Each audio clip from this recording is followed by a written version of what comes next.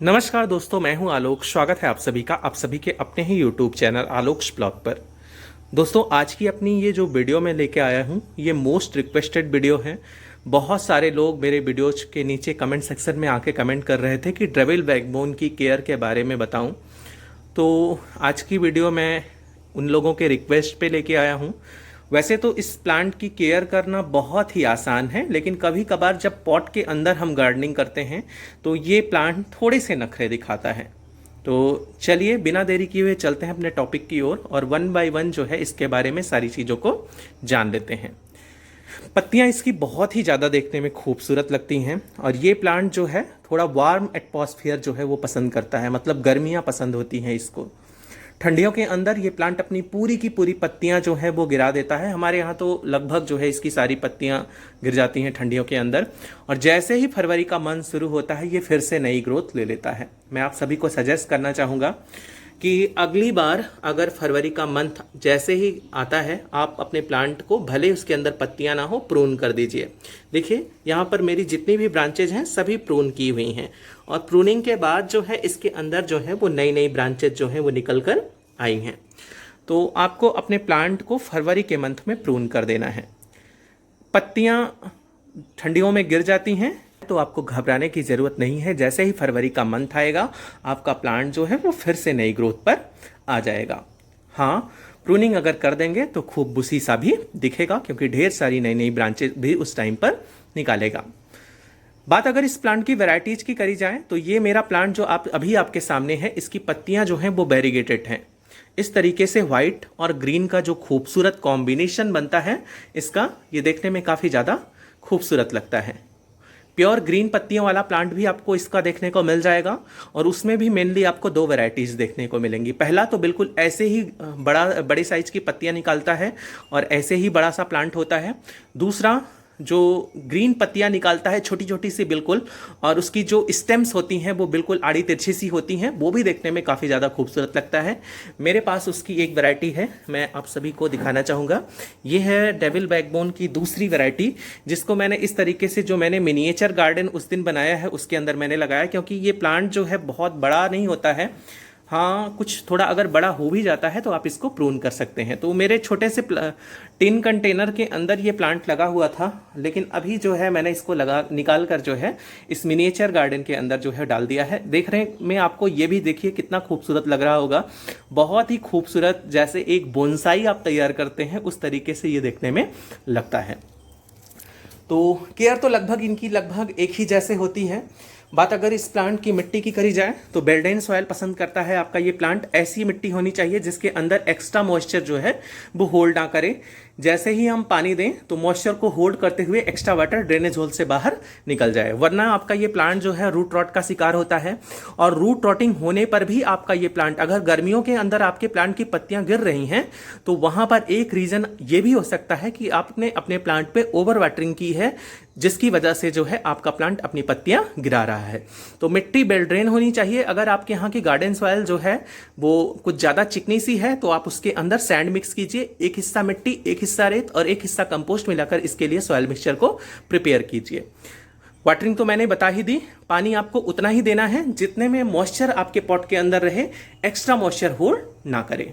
बात अगर सनलाइट की करी जाए, बहुत सारे लोग पूछते हैं फेडिलेंथस को जो है डायरेक्ट सनलाइट के अंदर रखना है या फिर जो है ब्राइट लाइट के अंदर।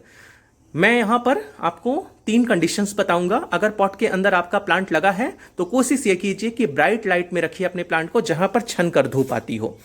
दूसरी कंडीशन में आप ऐसी जगह पर भी अपने प्लांट को प्लेस कर सकते हैं जहां पर मॉर्निंग और इवनिंग की एक एक डेढ़ घंटे की सनलाइट आए और बाकी पूरा दिन आपका प्लांट जो है वो शेड में रहे।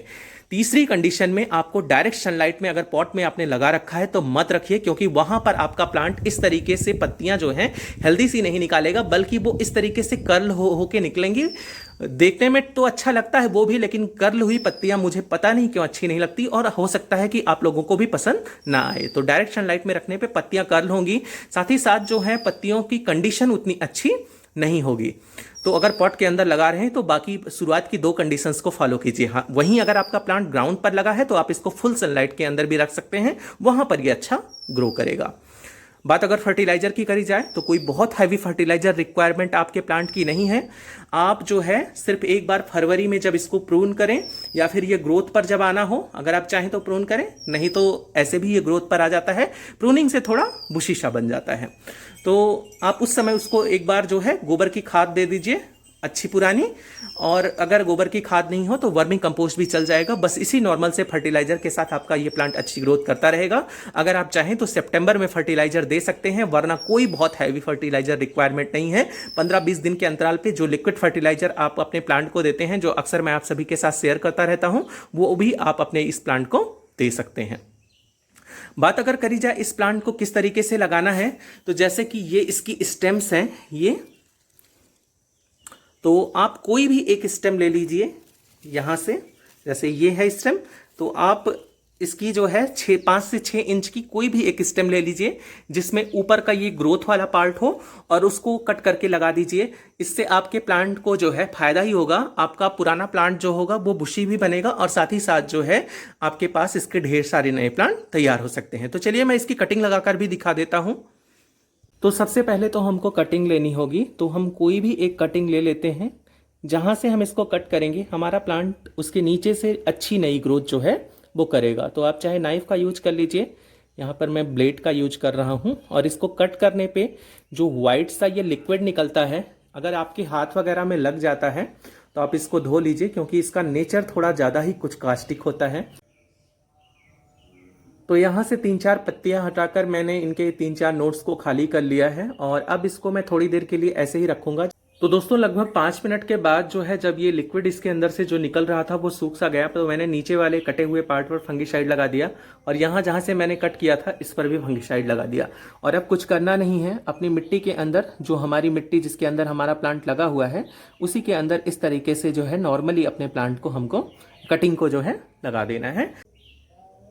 बात अगर किसी पेस्ट या डिजीज के अटैक की करी जाए, तो इस पर जो है आपके स्पाइडर माइट्स का भी अटैक होता है, और मिली बग्स वगैरह भी लग जाते हैं। तो नीम ऑयल का स्प्रे आप करते रहिए। इस बात का वेट मत कीजिए कि आपके प्लांट पर किसी तरीके के माइट्स या बग का अटैक हो, उसके बाद ही जो है आप उपचार कीजिए। आप नीम ऑयल का स्प्रे अगर करते रहेंगे तो वैसे भी किसी भी तरीके की जो बीमारियां हैं वो आपके प्लांट के नज़दीक नहीं आएंगी।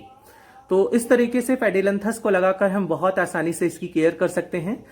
तो कैसी लगी आपको ये वीडियो कमेंट करके जरूर बताइएगा। ऐसी ही किसी नई वीडियो, नए अपडेट के साथ मिलते हैं किसी नेक्स्ट वीडियो में। तब तक के लिए bye bye and take care.